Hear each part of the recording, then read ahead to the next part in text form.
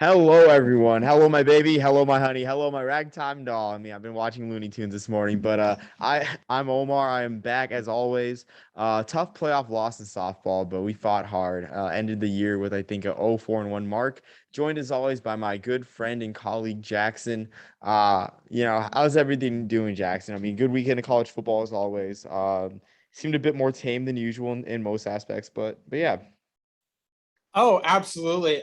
Florida kept me a little bit too interested in the beginning, at one point giving Samford a 14-point lead, and Nick Saban, they had the same kickoff time as us, and he like referenced something in his press conference about our score. So it was a rough week, but hey, we pulled through. And yeah, I mean, another great week of college football as always. We'll see.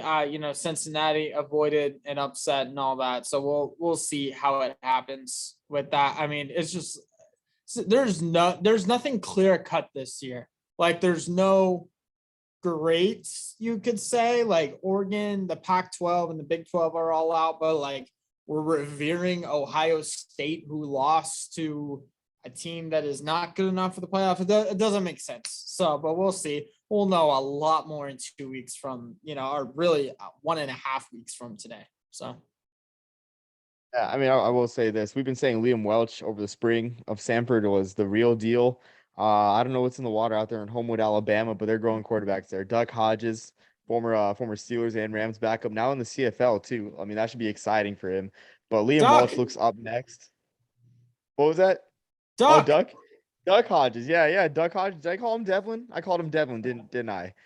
I call him by his government name. But yeah, so they got good quarterbacks out there in Homewood, Alabama.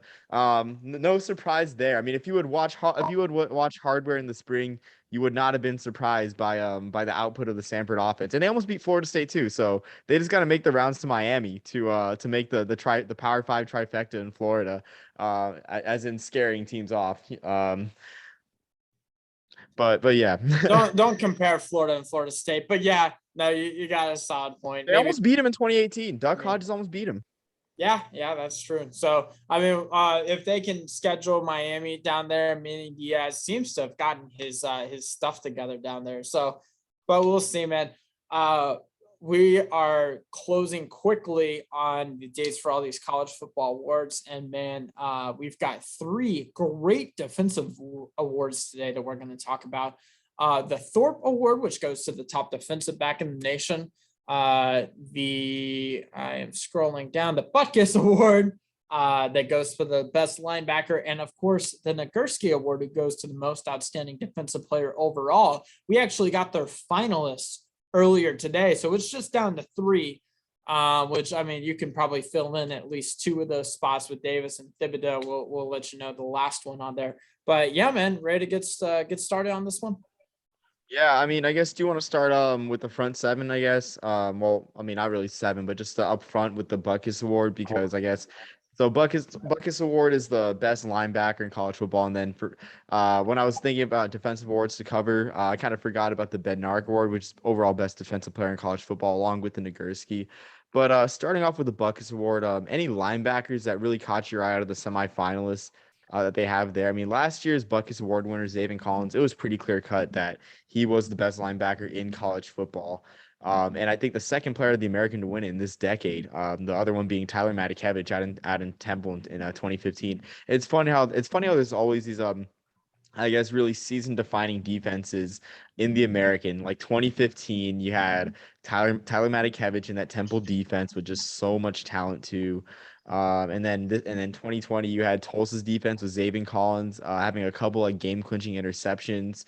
This year, even Cincinnati too, with which there's I believe one Cincinnati linebacker on the watch list. But any guys you think that are the front runners that you're impressed by their stats, Jackson? Boy, was Devin Collins. So I had to work that in there. Oh man. Man, caught my eye. The linebacker, the inside linebacker from Utah.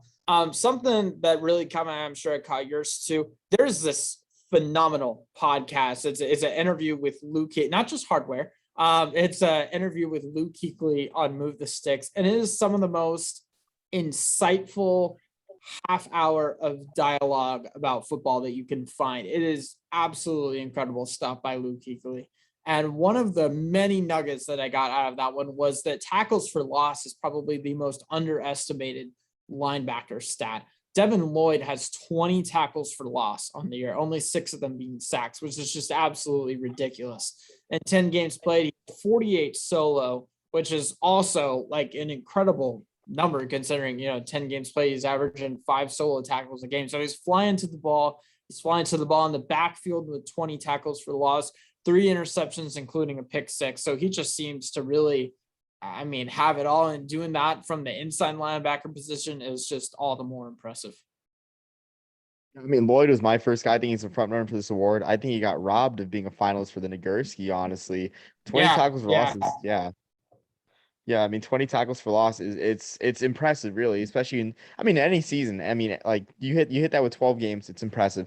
20 and still going on, and he's got marquee games coming up, especially this weekend, Oregon versus Utah on Saturday Night Football. Like we know what happened in 2019 on the pretty much the same weekend, the third Saturday, or let's see, first, eighth, or sorry, second, 9th, 16th, 20, the fourth. Okay.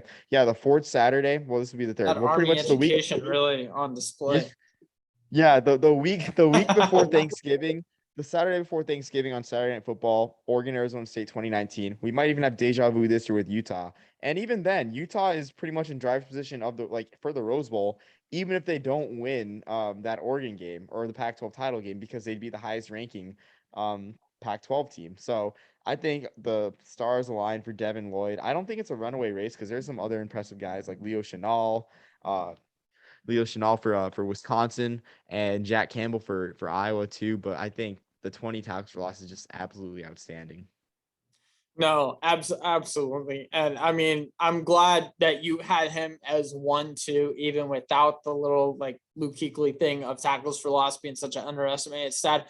I'm glad. I hope like anyone can appreciate how incredible that is to have 20 tackles for loss and just 10 games. He's got to start getting double or triple teamed or something, because Lloyd's just a force to be reckoned with. My next guy, do you want to go with your next guy, or do you want to go with? Yeah, shoot. I don't know if we're on the same page with this one, but I like Chad Muma a lot in terms of stats. Okay. Yeah, 103 tackles, 3 picks, and 2 pick sixes for Wyoming. Now, Wyoming's, I guess, downfall throughout this year has kind of overshadowed this because they start out 4-0 out of the gate, feasted on a weak non-conference schedule, with the exception of Northern Illinois, really. That was really the strongest one they had non-conference. They're 5-5 now, really in danger of missing a bowl. But Muma it's not been the fault of Chad Muma with 103 tackles. And I think the 3 picks is cool and the 2 touchdowns, because that just shows like him being able to like change the game in a big way too. And I'm not taking away from Devin Lloyd or anybody else that flies around the field and makes tackles. It's just, to the casual fan, pick sixes are cool and interceptions catch the eye. And Muma has that along with the high tackle numbers. Now, I think he'll be eliminated from contention because of the success of his team at being at 5-5 right now, and also playing for Wyoming. But if it were up to me, I think Muma would be number 2 to Devin Lloyd. Yeah, absolutely. Chad has had a phenomenal year, and especially I want to point out that it is harder, at least in my opinion, to rack up some of these stats when you're playing inside linebacker, because you probably have, the most responsibilities in the run game, but the passing game, it's not always to, hit these little crossing routes and if anything's going behind you, you're probably not going to make the tackle. That pretty much goes on the DBs. But it's not easy to tackle on these short little, crossing routes that we see so often either, when, these guys are so fast. And of course, linebackers are getting lighter and faster. But I don't know. Are you with me on that? That sometimes it can be harder to rack up some of these stats when you're not playing, edge rusher half the time too? Well, it depends what the stat is. Solo tackles for edge rushers, probably not ideal. Solo tackles and just really tackles in general for middle linebackers, definitely. Tackles for loss and sacks. Actually, especially sacks. Sacks are harder to rack up, I think, if you're a middle linebacker. Yeah, because you have to go through the clutter of the gaps with the offensive line and dealing with your front 3 or 4 too. So it's like, I mean, it's hard to get any of these almost, much less interceptions or something like that. So Absolutely. Yeah. yeah, so I'm glad we're on the same page with that. My next guy, I'm gonna go with Alankale Fatutsk.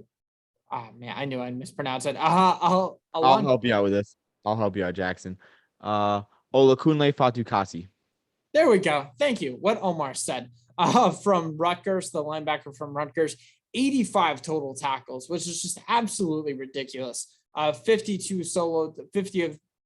of them being solo tackles, 11 tackles for the loss, which isn't 20, but still up there. Two force. He transitioned from outside to inside, and he just really seemed to be thrown into the position. Yeah. Well, sorry, Jackson kind of broke up there, but I'll expound upon Fatukasi a little bit. I'd say he's helped a little bit by Rutgers being just such a good interest story this year for college football, with them being resurgent and on the verge of a bowl game. We'll have the nice bowl eligibility bonanza on Thanksgiving weekend with them in Maryland, both hoping to make their first bowls in more than a few years.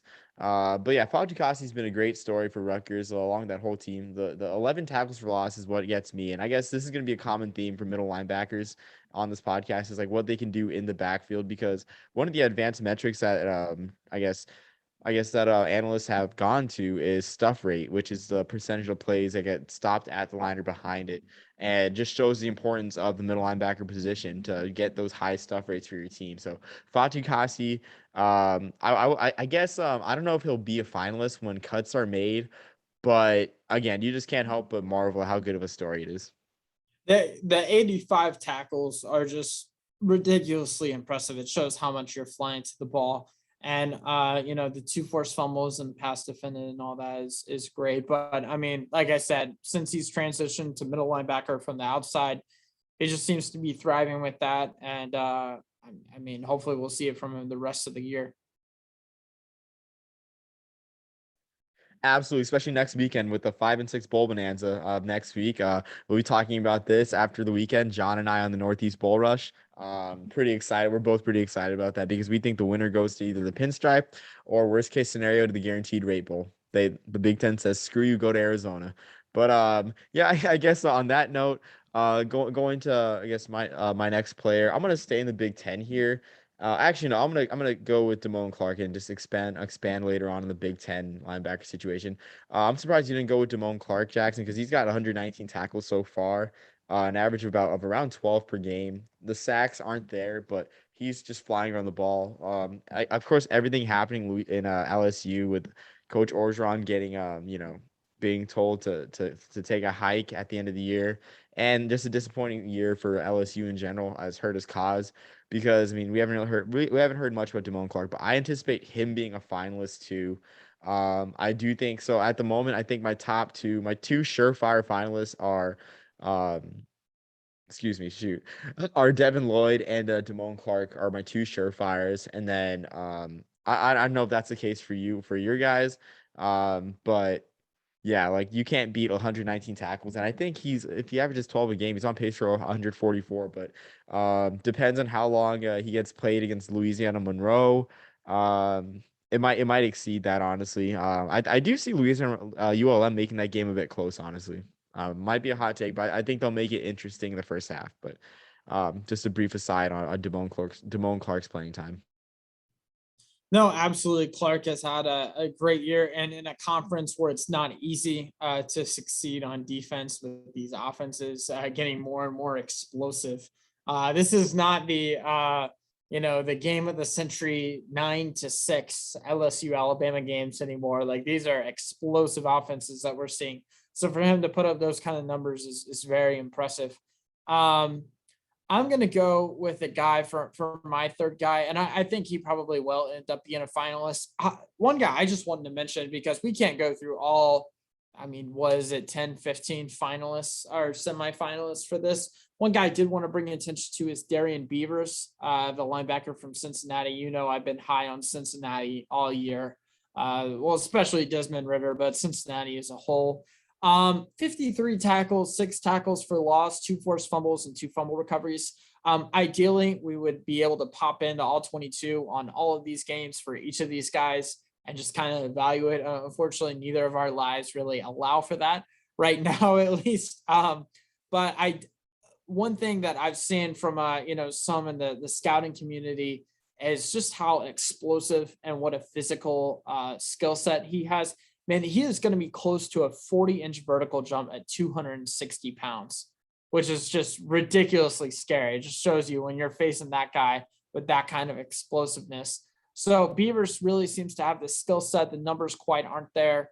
But I mean, you can see that's all I have to tell you for how physical this guy is and how he's flying around the field. So ideally, like I said, I haven't seen it so much for myself just because I haven't watched enough Cincinnati, but from everything I've been reading and researching this, man, Beavers seems to be the real deal. Yeah, absolutely. I mean, yeah, and it's just amazing. Like, there's so many weapons on that. I guess not weapons, but just significant pieces on that Cincinnati defense, which I mean, I'm going to talk about a little bit later on. I'm sure you will too when we get to the Thorpe talk. But yeah, like it's just amazing because like Darien Beavers gets lost lost in the sauce, I guess, to imply later on who we're talking about. But yeah, so I mean, I like that a lot, and I know that you like to add the scouting aspect to it as well. I guess for my next two guys, I guess these will be my final two guys that really caught my eye.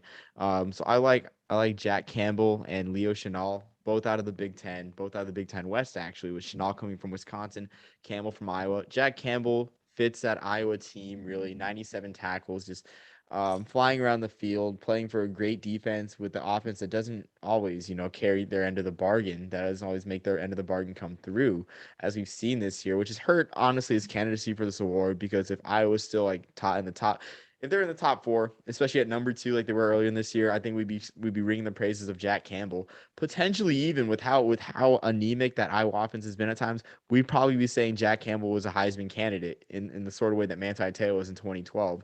So I like Campbell a lot for Iowa. Leo Chanal, just another guy that's in the backfield all the time. 15 TFL, 6.5 sacks, 62 tackles for a Wisconsin team that, I mean, a lot of people wrote off. I mean, I wrote off Wisconsin early on in the year. But I mean, this team is solid. They control their own destiny in the Big Ten West, and looks like they're going to make it to the Big Ten title game. Rose Bowl is a little bit of a reach at the moment, but if they win out, then of course they'll go to the Rose Bowl, and Leo Chanel's been a big part of that. I doubt they'll win out, but yeah, I mean, how awesome would that be to see a Wisconsin team that everyone just said, okay, adios. Doesn't really seem like they're going to amount to much. Just that collapse versus Notre Dame and Chicago, and then for them to resurrect and possibly beat Ohio State or something like that, man, that would be ridiculous. But we'll see. I mean, like you said, unlikely, but crazier things have happened, and certainly we would play a large part of that. I'll go with my last two guys. Nicole Dean, the inside linebacker from Georgia, as just, I mean, maybe just as sort of a representative of that Georgia linebacker group. I mean, like all of them are ridiculously talented. 49 tackles, 24 of them being solos, 7 tackles for loss, 2 interceptions, including a pick 6 and a forced fumble. Nicole Dean, I mean, close your eyes and pick a guy on the Georgia defense and you'll see him in the NFL someday. I mean, all of them are going to get drafted, but I mean, Nakobe Dean is, I don't want to diminish anything that he's done because of, the success of his team and of his unit. I mean, he's been phenomenal individually as well. Yeah, absolutely. I mean, like, and again, same thing like Cincinnati. Pick your poison for a player on that defense, and I'm sure we'll talk about later on when we get to the Nagurski talks about just Georgia having representatives, because there's Georgia representatives for all 3 awards that we're talking about today. But yeah, absolutely. And I feel like just that Georgia defense has a lot of people to focus on that. Excuse me, that I guess stats go out the window with a lot of these guys. Like, you look at the stats, they're not that impressive, but you have to put everything in perspective. You got to put in the Jordan Davises into perspective, that whole secondary into perspective, and everything, and know that that's why they have the best defense that we've seen probably since like 2011 LSU or Bama. No, definitely. They have such a great defense. It's insane. But I'll go ahead and go with my next guy. Noah Sewell, the linebacker out of Oregon. Might sound familiar. We might see in the future in the NFL Trevon Diggs covering his brother Stephon Diggs. Might we in the future see Noah Sewell edge rushing and putting pressure on his brother Penei Sewell, who was drafted to the Lions? I mean, that'd be pretty cool. 79 tackles, 6.5 tackles for loss, 3 sacks, and a forced fumble. Sewell's only a freshman. It's only gonna get better from here. So I mean, he's putting up ridiculous numbers already, and much less for a freshman. And gosh, I just can't wait to see what he'll be in the future. Probably not going to be a finalist for this year, but I mean, he's going to win this thing before he leaves for the league. I mean, there's something in the water for those Seals, but I mean, geez, the American Samoa football pedigree is just simply amazing. That's all I got to say for that. And again, geez, I feel like I sound like a broken record saying that a lot of these defenses have so many pieces because Oregon has guys on all 3 of the awards that we're covering too. I mean, of course, the big one everyone knows is Kayvon Thibodeau, who could very well be the #1 draft pick in the draft next year. Because let's see who's got the pick next year. Probably going to be the Lions. Maybe not. They need a quarterback. They'll probably draft a quarterback. Or he could be the #2 pick. That's a good question because you're right. That's a good question because I don't know who they draft either. I don't think Sam Howell's the answer. I don't think Spencer love Rattler. Kenny Pickett. I don't know if I'd spend. He's a top 10 pick. I don't know if I would spend like one. I don't even know if he's top 10 pick, man. I don't know if he is top 10, but yeah, that's another discussion. My underdog is Malik Willis, but I just think he's too raw to even be like up there at number 10, honestly. I mean, it's kind of like Trey Lance, where it's like it's gonna be there. You just like gotta like compartmentalize it and like figure it out. So yeah, exactly. We'll do a draft special. We'll do this stuff in April. Yeah, it's gonna be Yeah. something. That's a lot of work for me. I mean, geez, I know that comes naturally for you, Jackson, but I'll just sit and let you talk for that one. If we do, when we do that. But I guess moving on to the Thorpe Award. Yeah, so my first guy, and I'm sure I bet this is a guy that you think would be a finalist too, but I'm gonna pull out, a pretty famous song, Too Much Sauce by DJ Esco, uh Hermes in the A, that's too much sauce. They let him know before he's famous he had too much sauce. Sauce Gardner. Sauce Gardner is absolutely, he's the closest thing today that we have in college football to a Revis Island. He's not allowed more than 20 yards to any receiver in any game this year. And I think he's the face of that defense, really. I mean, people were saying Sauce Gardner. I don't think Sauce Gardner had a lot of touchdown before this year. On defense, and I don't think he's allowed one this year too, if I'm not mistaken. I'll have to, I guess, go back and watch the film. The numbers aren't great, but he's got 26 tackles and 3 picks. But I mean, when you think of that Cincinnati defense, at least when I think about that Cincinnati defense, I think about Gardner Island. I think about Sauce Gardner covering, just shutting down the receivers, and like the Americans got great receivers too, which he hasn't really faced a lot of them yet. It'll be interesting against SMU's high flying offense this week to see how Sauce does. But he's the front runner now. Maybe that'll change next week against the Mustangs. But I think he's hands down the front runner right here. The singing was bad, but it wasn't as bad as knowing that the average. It's supposed to be a rap. So yeah, man. Yeah, gosh, Gardner has had a phenomenal year, and like corner is one of those things that it's really tough to evaluate unless you're like actually just watching the tape, because it's like if a corner is doing a really good job, he's not going to have any stats. Like he's going to have like a handful of interceptions and like a few PDs, but like you're not really going to have great stats because no one's throwing to you if you're doing your job right. So yeah, that's why safeties is kind of a little bit easier to evaluate on this, because it's, I mean, obviously you don't throw to Ed Reed, you don't throw to a good safety, but it's like, at least you have a little bit more of a shot. Like you can go and get it as opposed to a corner, though. I guess if you're in zone, but you get what I'm saying.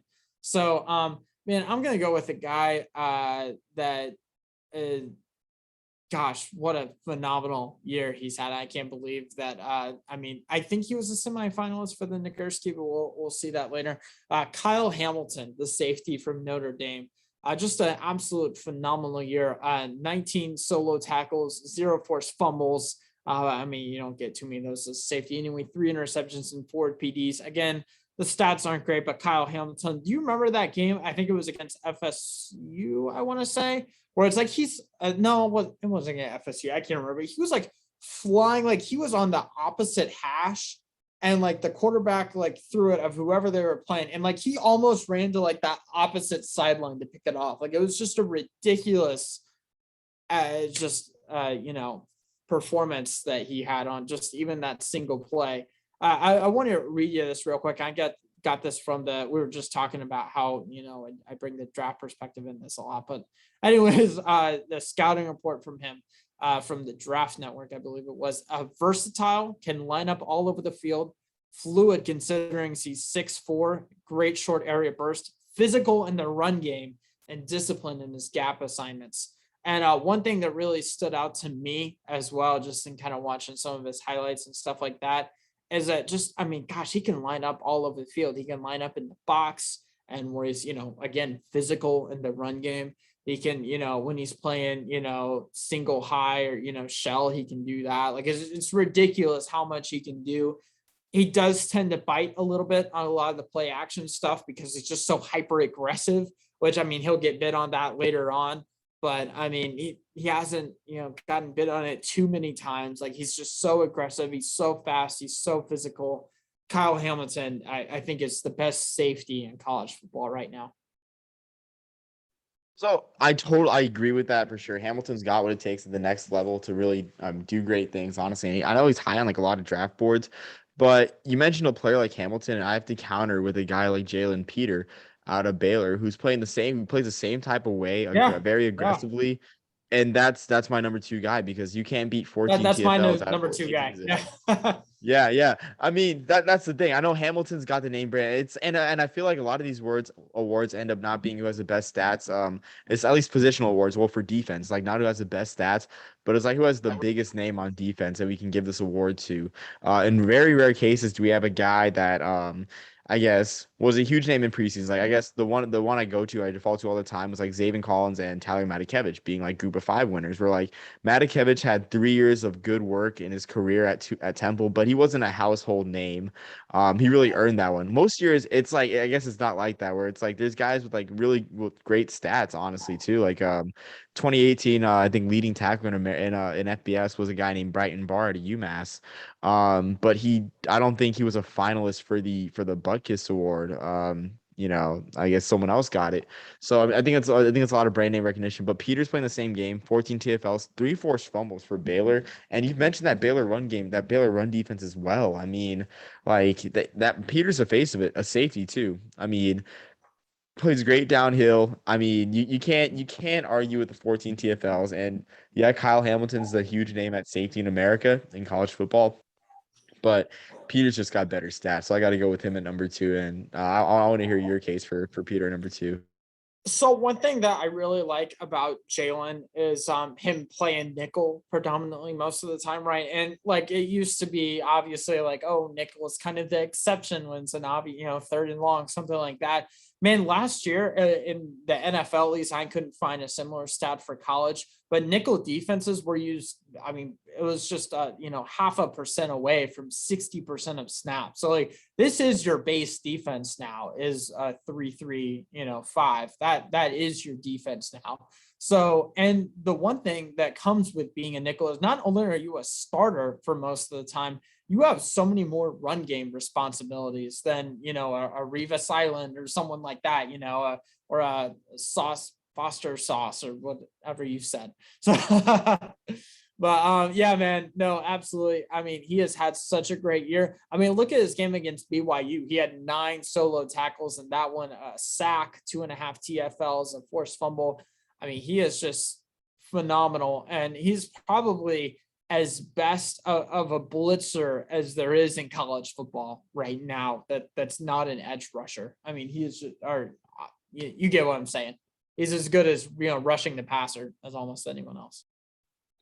Exactly. I mean, especially as a D-back, I mean, to have stats like that, you got to be a great pass rusher too. And I mean, on that defense too, with the amount of rushing yards that they're having, I would assume Baylor has a high stuff rate with the running backs that they shut down, with Tyler Algier, I think it was semifinals for the Doak, being shut down by that Baylor defense. So yeah, I mean, Jalen Peter, number two guy. I guess going to my next guy.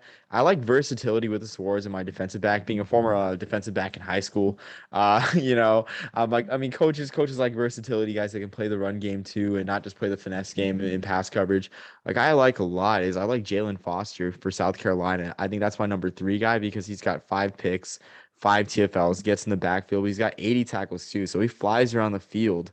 For the Gamecocks too, and this Gamecocks team, like it's not just it's been a rough couple years for South Carolina, but I mean this team's back. They're 1 win away from ball eligibility. I'm not sure if they play an FCS school this weekend.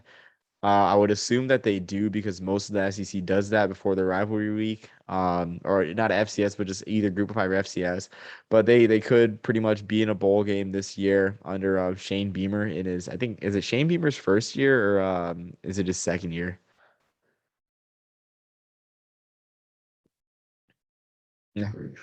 I always do that, but yeah, now I'm honestly not sure if it's his first or second year. I'm trying to, I don't know. Like last year, it was just odd, so I honestly don't even remember. I keep forgetting. Oh, I think Muschamp was fired this past year. Yeah, So yeah, I think it is Beamer's it first year. doesn't But seem yeah, like he was fired like nearly 2 years ago. So I would go with last year or this year being his first year. So yeah. So yeah, Jalen Foster, my next guy, versatile corner, gets his nose dirty in the run game and really a ball hawk too. 5 picks at corner, from the defensive back position. Excuse me. It's just great. So yeah, no, absolutely. And that was actually my next guy, Jalen Foster. So I mean, how great of a year he had. I had Foster after him, and you already talked about him a little bit. I didn't really have fifth guy too much, but let me go through. I had a guy that's a sleeper in my opinion. Group Okay, of five yeah, go guy for it. on the semifinals. Jaquan Mcmillan started off the year great for East Carolina. This East Carolina team is making a bowl for the first time since 2014, since the Shane Carden days and the Ruffin McNeil. I think the curse of Ruffin McNeil might be lifted because Ruffin McNeil did great wonders for that program until he was fired for going 5-7, and East Carolina got what they deserved for like the next 5 seasons. But yeah, McMillan, another defensive back that's a ball hawk, 4 picks, 11 pass breakouts for East Carolina. I feel like he's like Sauce Gardner light, honestly. He's like Sauce Gardner light because he's not on as great a team, but he's actually been tested a lot more than Sauce Gardner has. I mean, and the stats to prove it as well. I mean, with the 4 picks and 11 pass breakups. So McMillan's an underdog as a sleeper for me, but just being East Carolina and just being on a team that's probably gonna end the year at 7-5, if not 6-6.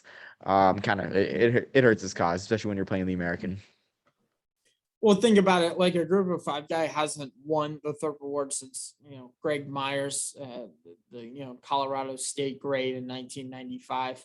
I mean, so it's been a minute since one of these group of five guys have won it.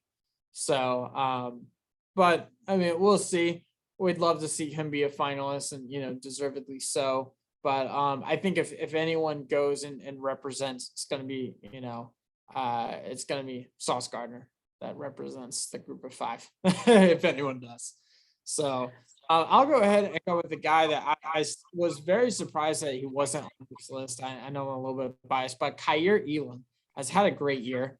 I mean, if you go back earlier in the year when he's playing Alabama, I mean, he was a lockdown corner versus Bryce Young, and he did just as well against Georgia. He was used in some really, before Todd Grantham ended up getting fired, he was used in some really, probably in some ways that were not fitting to his skill set. I mean, there were guys, there were times when he was blitzing. So, defensive tackles could drop back into coverage. So it just made no sense, which is probably why he got fired. But yeah, I was surprised to not see him on this list. I mean, you'll definitely see him in April and stuff like that. But I know I'm a little bit biased. I mean, I've probably watched every snap that he's played this year. I mean, he's had a great year. So that was surprising to me. But yeah, I'll go with one more guy that does have a shot at winning it. Jaquan Brisker, the defensive safety from Penn State, 33 solo tackles, a couple interceptions, and 4 PDs. I mean, he's a great tester. So, I mean, if you're watching the combine in February, he's just going to light it up. He's just downright athletic. Also, he earned a Reese Senior Bowl invite last year. He also can earn one this year as a fifth-year senior. So something that's a little interesting. That's crazy. I would have Yeah, never guessed that was a thing. I That's didn't either. I fascinating. didn't know that until today. Yeah, I'm very fascinated by that. That's one of those quirky stats, like UTSA and Army for that matter getting invited to two bowls in one bowl season, something that never happened before because of the circumstances. It's very quirky. I do enjoy that. Yeah. So I guess that puts a bow on our Thorpe Award finalist talk. Thankfully, to close things off before we head to our key games, the Nagurski Award was nice and easy. The finalists were released fairly early, and there's only three of them, and they're very big names. We've implied that we're going to talk about two of them already. Jordan Davis and Kayvon Thibodeau. The one we haven't talked about is Will Anderson, who some college football accounts on Instagram, some college football influencers. I guess influencers are kind of I don't like that term, but some big college football grassroots accounts have Will Anderson actually being a Heisman candidate in this year, and it's fitting too because the offensive scene's kind of low key for a Heisman race in general. In fact, odds makers have him at seventh at Heisman favorites with a 20-1 odds. But out of these three guys, like who do you like the best? I mean, I know there's been talk about Jordan Davis getting Heisman votes, which I'm all for. Nose tackle getting votes, but the stats aren't Ndamukong Suh level. And I understand Davis is getting triple teamed, but you don't think Ndamukong Suh was getting triple teamed when he had like 29 tackles for a loss. So I just think that argument's kind of a weak one, honestly. Thibodeau, of course. Ironically enough, Thibodeau may have been done in by his own team because they were too good without him against Ohio State. They ended up beating Ohio State without Kayvon Thibodeau, so that might hurt his argument. But yeah, I think for me, I think Will Anderson's a front runner. Just the Heisman odds are there, and I think that just influences, I guess, voters too, like the Heisman odds themselves. But I want to hear your take on it, Jackson. Um, so with Thibodeau, I'm gonna put him as my personal first because of the premium on the position. Edge rushers, you can make the argument that that is just the second most important position in football, and I don't think there's anyone that does it better than him. So for the same reason that the Bosa brothers, that Chase Young, were all, I mean, so revered, and so I don't know off the top of my head the previous Negersky Award winners. But I'm just going to put it because of how important his position is. And Davis and Anderson are, also doing an amazing job. But I have to give Kayvon the edge, no pun intended with that. Jordan Davis, I haven't seen enough on him. I'm curious. He has like ridiculous size. How much of it is his skill set? How much of it is his size? Obviously, he's talented. I'm not questioning that. It's just like, I mean, Aaron Donald is undersized and it's like completely his skill set that's earning him that. I'm curious what kind of, if you had to attribute Davis's success, what is that? And it doesn't hurt when you've got, 10 future, league starters around you as well. It certainly doesn't, hurt your cause. Or there is no one that you can concentrate on. Jordan Davis is getting triple teamed, but if the offense were allowed to have enough guys, and they would too. So, and Will Anderson, yeah, like you said, just a phenomenal year. 58 tackles is just ridiculous. I mean, we were raving on, what's his name? The guy with the 20 tackles for loss. It's late. Devin Lloyd. But we were raving about Devin Lloyd having 20 tackles for loss. Will Anderson has 19. It's just one below. And a forced fumble, 11 those being sacked. So, I mean, guys, all these guys are deserving. I mean, you could throw a couple guys in like Lloyd and, Hamilton, and they probably would have a shot at it too. But, it just came down to these three. So kind of, I'll pitch it back to you. What's your order on these? So I'm going to start from the bottom. I'm going to go Jordan Davis because it's really hard for nose tackles to really get love, and it's a shame. But again, like I feel like we have a contemporary comparison in Ndamukong Suh, honestly. And the stats don't match up as much. And you think about it too, it's like, yeah, Ndamukong Suh was getting like double and triple teamed. But again, that Nebraska defense was loaded. Like you had Jared Crick as well. You had Prince Amukamara too. Just like a bunch of like great pieces on that defense too. Like same situation as I Georgia. forgot he was there, Prince Mukamar. Yeah. I'm sure there's a lot more guys in that defense too that I'm missing, but it was just a great defense. So I think I remember the craziest thing was like they picked off Landry Jones 5 times and had less than 200 yards in a primetime game. And because they picked off Landry Jones 5 times, they won the game 10-3. Their one touchdown drive was a 1 yard touchdown drive that took them, I think, three plays to score on. That was just a summary of what Nebraska's offense was in 2009. But yeah, I got Jordan Davis number 3, and it's no disrespect to nose tackles, but I feel like if you're gonna win the award, you have to have like out of this world stats. Like honestly, Ndamukong Suh should win the Heisman in '09. If not Toby Gerhart, I think Toby Gerhart got robbed. But that's a different story for I guess an offseason, a hardware podcast. But yeah, number 2, I'm gonna go with Thibodeau. And the number one reason I hate, as much as I hate to say this, being in the Mountain Time Zone, West Coast bias. There's already like sort of, I mean, I don't know if you saw this, but there is sort of talk and followed about the low quality of the Oregon Washington State game. I don't know if you caught that last weekend, but the camera was just ugly. Honestly, the camera was low quality. It was not what you'd get, what you'd expect nowadays. Like I'm watching this Northern Illinois Buffalo game, and it's way more clear than the Oregon Washington game was, because the Oregon Washington State game only had 6 cameras. I'm sure they have more cameras here at Buffalo, Northern Illinois than they had at Oregon Washington State. But yeah, I mean, you get that. That's just a macrocosm of the uphill battle that West Coast teams face, especially like those late time starts. Even though Oregon has played in optimal slots more than other past Pac-12 contenders have. Like you think about the 3:30 game against Stanford. Think about, of course, the big noon kickoff game against Ohio State, and you have two Saturday Night Football appearances, Washington and Utah this week.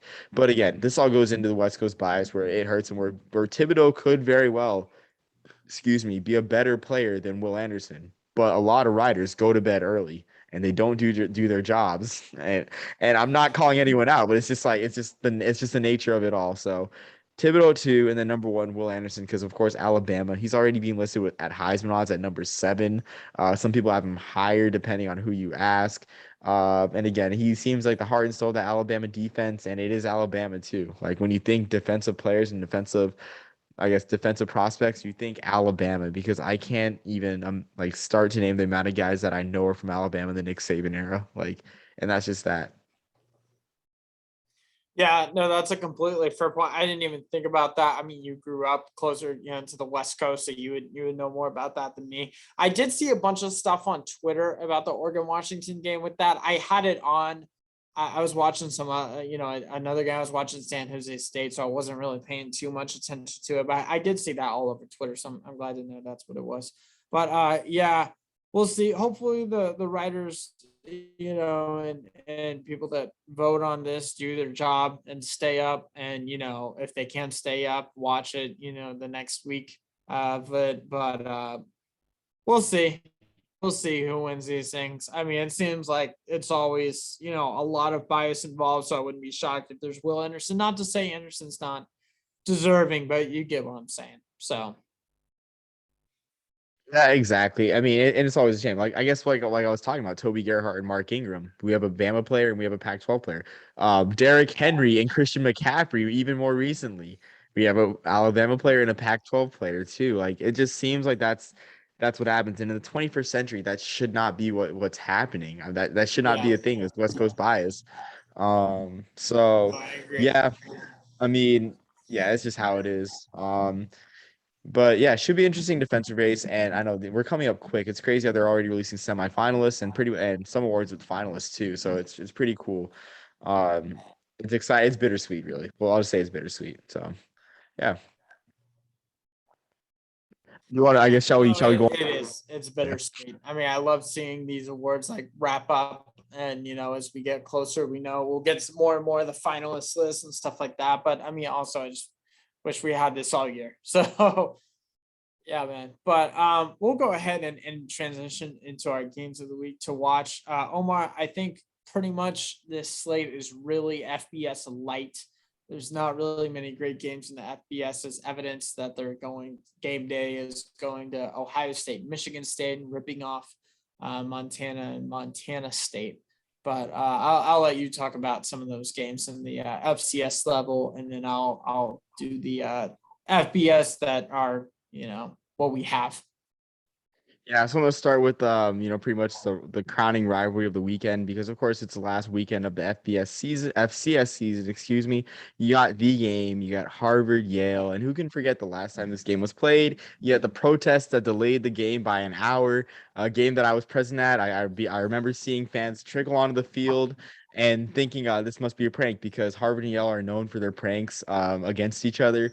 But it was not a prank, it was instead students protesting climate change, and they stayed there for an hour or so, delaying the game. And they got to the point where the game went to overtime due to an amazing comeback by Yale, coming back from both 29-13 and 38-12 deficits against, or not 38 to 36-22 deficits against Harvard. Game went into double overtime. Dusk started to descend on the Yale Bowl. The Yale Bowl did not have permanent lights. It got pretty dark on the field during the field rush, and I just imagine what would have happened. The game would have went to triple overtime. But this game, high stakes in the Ivy League for sure, right here, because you have when the final week in the Ivy League, uh, four teams are in contention for the Ivy League title: Dartmouth, Princeton, Harvard, Yale. Dartmouth and Princeton win out. They both win a share of the Ivy League title. Harvard and Yale need help. Pretty much whoever wins this one gets a limit. Whoever wins this one has a chance at a share of the Ivy League title if Dartmouth and Princeton both lose. But it's always a fun time having this rivalry too. I mean, you got the star power too for Harvard. You got Aaron Shamklin, who had 775 yards, Aiden Bourget, who had 269 yards and like 13 carries in the 2019 Harvard Yale game, had a quieter season, but a great 1-2 punch for Harvard at running back. In terms of Yale made a quarterbacking change from 2018 Ivy League Rookie of the Year, Griffin O'Connor, to Nolan Grooms, who has had 11 touchdowns and 5 picks, and also leads the team in rushing with 379 yards. A good dual threat and a good hope for the future for noted quarterback factory Yale, who's produced Brian Dowling, WFL and NFL player in the 60s and 70s, and inspiration for the iconic comic strip. I think it's called BD. An iconic comic strip, and also too, who can forget about Kurt Rawlings, East West Shrine Bowl invite in 2020. Did not end up playing for whatever reason, but man, I love watching that guy play. That guy, just a blue collar gunslinging scrambler, Kurt Rollins out there. But Harvard Yale, the game, it's back, and it's back at the Yale Bowl. It seems like all's right in the world. Sorry, I rambled a bit. No, absolutely. It is one of those classic rivalries that it doesn't matter, what the records are, really what the, logistical meaning is. It's always, so meaningful with that. I mean, you can put it right up there with, Army, Navy, and a bunch of other ones that are, maybe not the biggest national implications, but gosh, it means everything to the schools, and that's important. I'm gonna do a speed round of mine. Do you want to do a few more first, or do you want me to go through mine?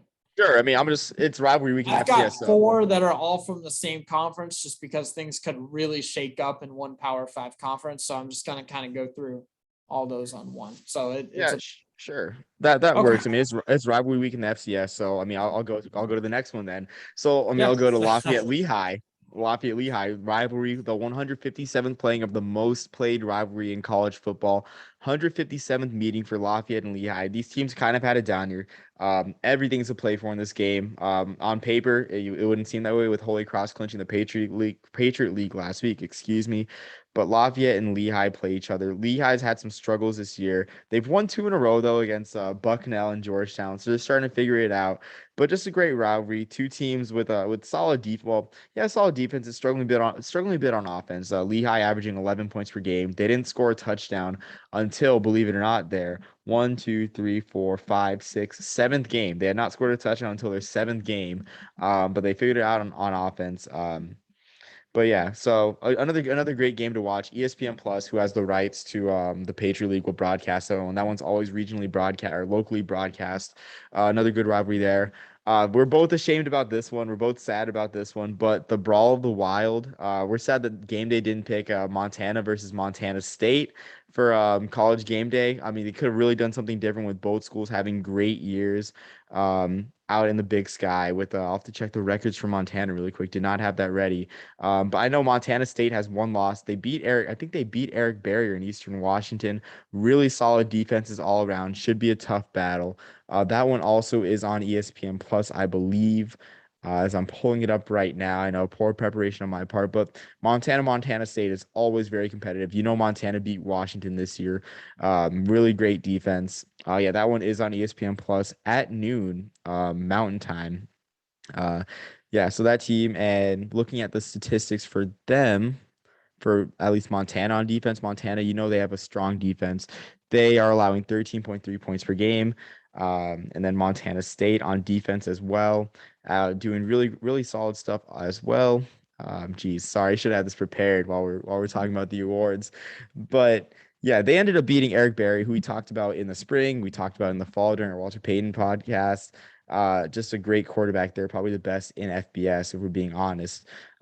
This Montana State team is 9-1. They're only lost to Wyoming. They're 3 points away from being an undefeated team. And bear with me for a second. I'm pulling up the stats, allowing 11.6 points per game. Cold weather, Montana should be a tight game. Honestly, take the under on this one. Whatever the under is, just take it. Honestly, so Brawl of the Wild, 2 p.m. Eastern on ESPN Plus, and I think that caps my rivalry talk. Those are the two main rivalries too. Another game of note out in out in the SoCon is Mercer. Mercer's playing for a playoff spot, their first playoff spot against East Tennessee State, I do believe. Not in Macon, Georgia, unfortunately. I would make it there, but yeah, against East Tennessee State, a tall task. We talked about Quay Holmes before. Fred Payton, former Coastal Carolina quarterback, doing good things for Mercer. So that's it from an FCS. I do have one more FBS game after your speed run, Jackson. Okay, sounds good. So I'm gonna go with I would not be doing my job right if I did not have a little crossover in the Bulls and Booze that we do every Monday night during halftime. So while the Big 12 may be all but set for the Big 12 title game, it is not that set for bowl games below that. So there are 4 interconference games in the Big 12, right? So there's this week. Well, there are a couple more, but really important ones. I'll start with the lowest. First, Texas and West Virginia. Both teams are 4-6, 2 games left in the season.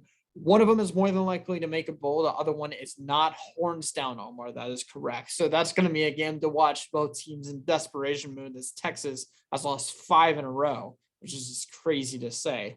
The next one is Iowa State at Oklahoma. Oklahoma coming off of a really disappointing loss in Waco.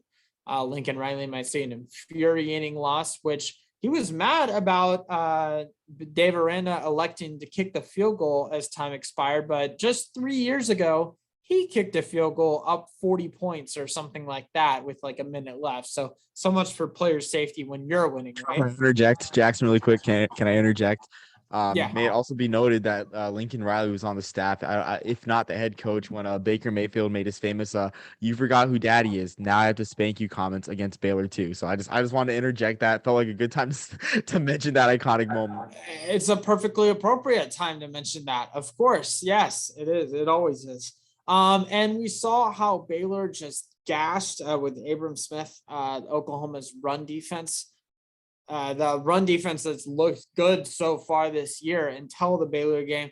Brace Hall is not going to be any easier, that's for sure. Next, Oklahoma State and Texas Tech. This is an interesting one. Texas Tech has some newfound energy with hiring their head coach, the former assistant at Baylor, longtime former assistant at Baylor.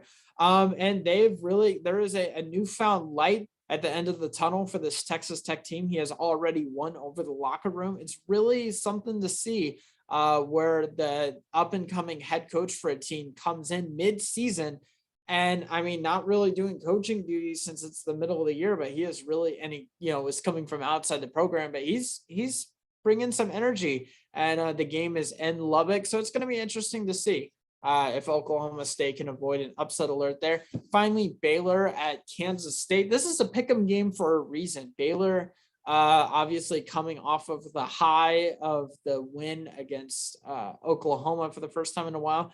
K-State, it is not easy to play in Manhattan. So we'll see what happens with that. That is my Big 12 speed round, which is nowhere close to Omar's fastest 3 bowls. Yeah, I mean, it's really interesting with the Big 12. The Big 12 is one of my favorite conferences to look into, I guess, bowl projections because they have a nice tidy order.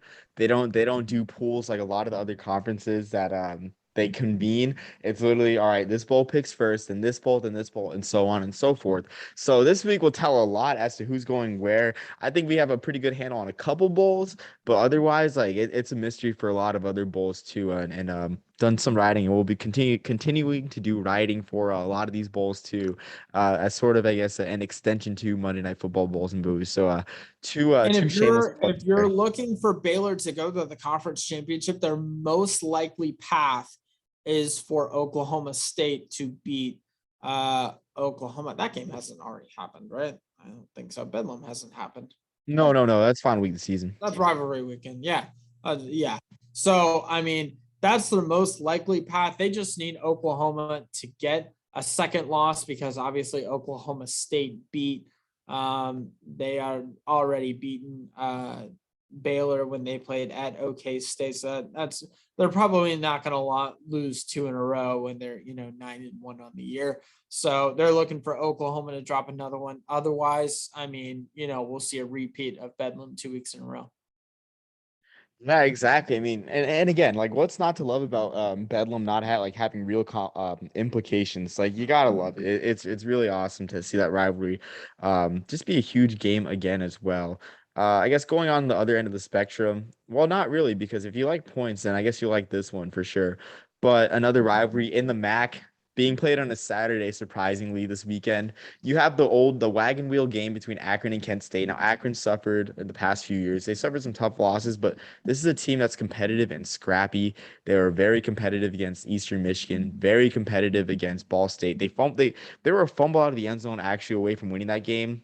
They should have won that game, but I don't want to hit a sore spot for Akron fans, especially with them seeing Terry Bowden do a good job at ULM after what he did at Akron. But one player to watch, and honestly, if you haven't seen this player play, just do yourself a favor, watch a highlight reel, especially watch his 2019 Frisco Bowl highlights. Dustin Crum.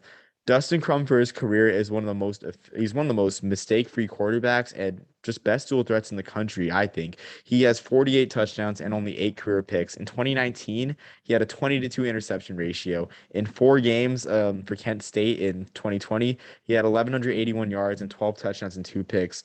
And in the infamous Jarrett Patterson game, his performance was pretty overshadowed when Jarrett Patterson went off for 406 yards and I think 7 touchdowns. His performance was very overshadowed as Dustin Crum went 22 of 32 for 343 yards, 3 touchdowns, and 1 pick and 76 yards. But of course, no one paid attention to that because Jarrett Patterson did Jarrett Patterson things. I think it's pretty funny, honestly, but just shows that Dustin Crum can ball out. And I mentioned that 2018 Frisco Bowl where he just absolutely he outplayed Jordan Love, a future first round draft pick. And in that game too, he pretty much willed Kent State to victory with 289 passing yards and 2 touchdowns, 159 non-sack rushing yards and a touchdown. I mean, just absolutely willed Kent State to victory. Dustin Crum should be a late round draft pick, I think. I don't think he got a Senior Bowl invite, but the East West Shrine Bowl should be calling his name. And if not the East West Shrine Bowl, I mean, of course, it's got to be the NFLPA Bowl's got to invite Dustin Crum. Dustin Crum should be on your TV for a postseason game. Probably the best quarterback you have not heard of. And maybe it might be a future Mike White story too. A really fun guy that we like. Oh man, you remember Mike White and with Western Kentucky, those teams that won conference titles. I remember Dustin Crum for Kent State, and then he'll appear, starting a game and just going off. But the real ones will remember Dustin Crum because of this podcast. So the old wagon wheel game is, very, very, very good rivalry, very old rivalry, and it's a trophy game. What's not to love about a trophy game?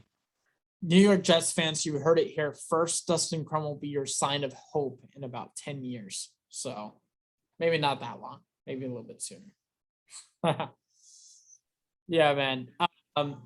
There's so many. The FCS slate is loaded. Of course, if you don't already, subscribe to ESPN Plus so that you can, get the vast majority of those games. Do not get Flow Sports, as the running joke is. Or if you want to get Facebook, I'm sure there are a few on there too.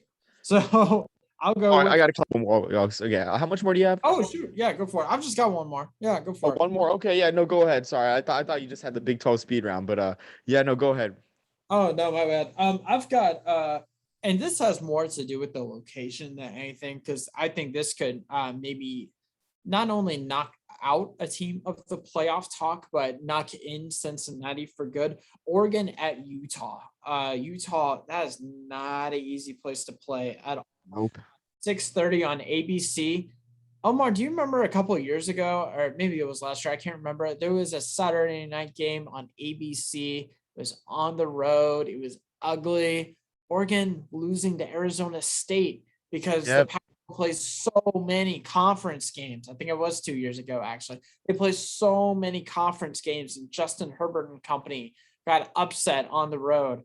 I can see something similar happen here on the road to Utah. The first team in the South. I mean, if the Pac-12 championship was played today, this would be the lineup.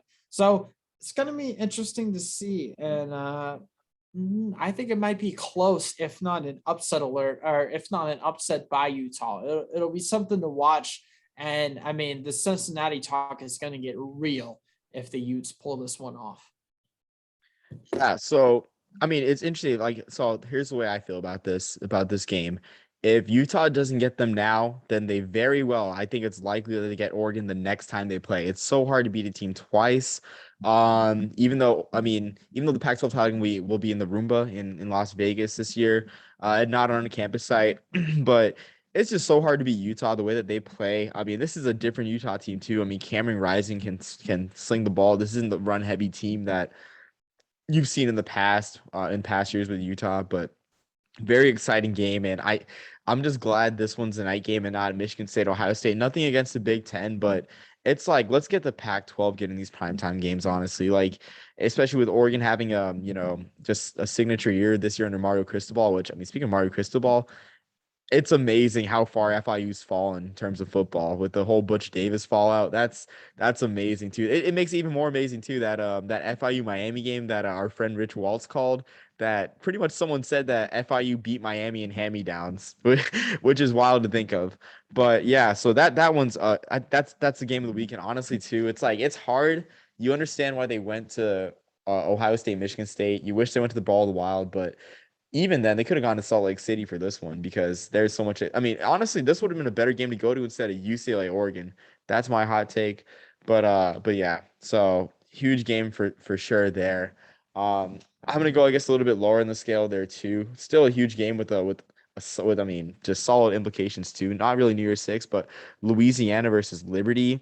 Talk about a quarterback duel here. You got Levi Lewis versus Malik Willis. Everyone knows about Malik Willis and what he can do. Levi Lewis, I feel like, is a guy that's a bit, hidden in the shadows too, because Louisiana loves to run the ball out there. I mean, they love to do it last year. You see Elijah Mitchell saucing it up for my Niners week in, week out. I'm happy about that. And I think Elijah McGuire is another good back that came from Louisiana as well. You had Raymond Kalace, another good back from Louisiana. That backfield's loaded. They have two backs over 700 yards for Louisiana, and Levi Lewis too.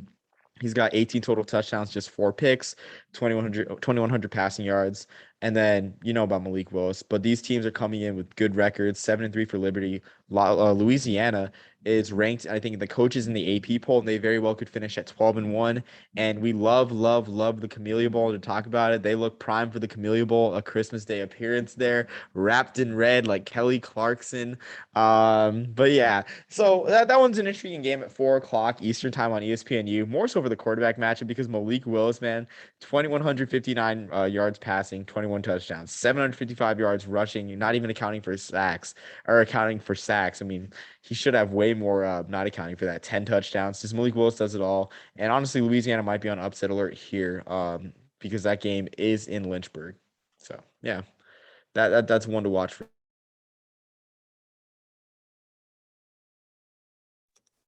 No, absolutely, it is. And man, it's like we've said this so many times on previous podcasts, but like when there's no like really outstanding games that like you can't wait for, maybe we can make the argument for Oregon, Utah, at least in the FBS level. I mean, it seems like there's always crazy stuff that happens, so we'll see. Maybe that crazy stuff does go on. with Utah. Maybe it happens with Michigan State. Who knows? But I mean, Montana State's definitely going to be something to watch. You're going to need the streaming option for sure because not all of these are going to be on cable.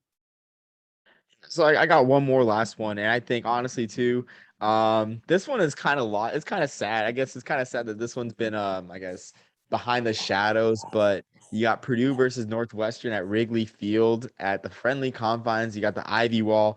The Ivy's going to be brown in late November in Chicago, but it's still a great game. First game at Wrigley Field since 2010, and in that game, both teams, Illinois and Northwestern at the time, went one direction on the field because the goalposts were too close to the field and the walls were too close to the end zone. So they went one way. They played losers walk like you used to play in the sandlot in elementary and middle school. This game is exciting though. I mean, honestly, maybe Pat Fitzgerald has some upset magic like he has sometimes for Northwestern, but Purdue has been on and off. And joking with John last night on the Northeast Bull Rush, which you can find on the YouTube channel and the podcast channel, especially Spotify. But a shameless plug there. But we're talking about how the Purdue super weapon only seems to work when Purdue's unranked and playing a ranked opponent. That is, they're unranked and they're not playing a ranked opponent, but it's at Wrigley Field. What's not to love? I mean, shoot, instead of seeing Chase Brown run, or shoot, did I say Chase Brown? Different game, I guess. It's instead of seeing I guess trying to think.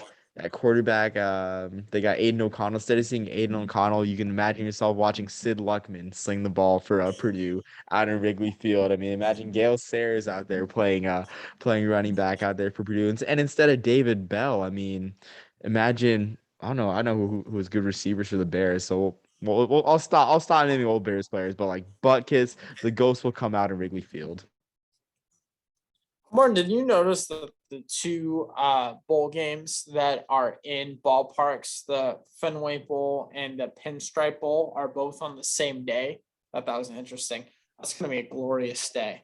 That's a shame because you got to make people like me choose. People like me that are going to try to go to the Fenway Bowl every single year that they can when they're single. You're going to make me choose which one to go to. Honestly, Yankees fans are going to hate me, but I think Fenway Park is a way better park. I guess landscape wise, Yankee Stadium's kind of plain if I'm being honest compared to Fenway. But yeah, and also too, I think the Guaranteed Rate Bowl is also that night. So that's 3 ballpark games in one day. The Guaranteed Rate Oh, Bowl being shoot, I forgot about that one. Yeah. it's easy to forget about the Guaranteed Rate Bowl because it went back and forth from or it went back and forth from Sun Devil Stadium back to Chase Field. But yeah, so yeah, it'll be an interesting day. And then you also got you got the Holiday Bowl debuting at Petco Park, which I think that ballpark is beautiful. They repurposed out in left field in the left field fence. They repurposed the old I guess an old steel company building, and that's like pretty much like a bar or it's like seats, but it's a beautiful park. But ballpark football is well and alive too. We talked about the Polar Park game with Holy Cross out there with Holy Cross winning that game out in Worcester's brand new ballpark. We had the Commanders Classic, Air Force and Army at the Rangers ballpark. It's alive and well. It's alive and well, and I guess um there's money to be made. I can't say that fans enjoy it much because it is kind of weird some of the sight lines, but it's alive and well. Oh yeah, man. No, it's always good to see, and it makes for great television, and it makes for great bumpers on television too, because you can, only squeeze it in about 50 times a game when it is being played in a ballpark. But yeah, man. No, it is. It'll be awesome to see. That'll be a great day full of ballpark football, as we always love to see. But yeah, man. That's really all my games to watch for the week. Anything else you want to add? Shoot, no, not really. This one. I guess if you're into it, Division 2 had their selection Sunday last week, so the Division 2 playoffs are kicked off this weekend, and I believe Division 3 is also kicked off. So, plenty of important football to go around. But otherwise, that's all I have to add to. I'm excited for this weekend. Yeah, no, me too, man. That'll be great. Yeah. So until next time, peace, love, and soul, everyone.